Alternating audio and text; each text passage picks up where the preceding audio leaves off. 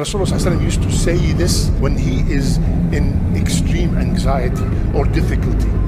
Subhanallah, what's your problem? What are you going through?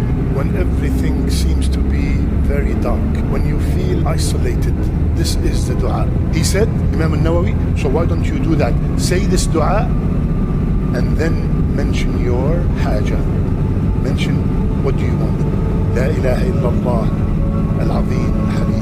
لا إله إلا الله رب العرش العظيم لا إله إلا الله رب السماوات ورب الأرض ورب العرش الكريم يا الله cure me يا الله cure my mother يا الله cover my debt يا الله guide my son يا الله guide my daughter يا Allah. After all this, because I'm going through such a hardship, say this dua and then mention your haja. Mention what do you want.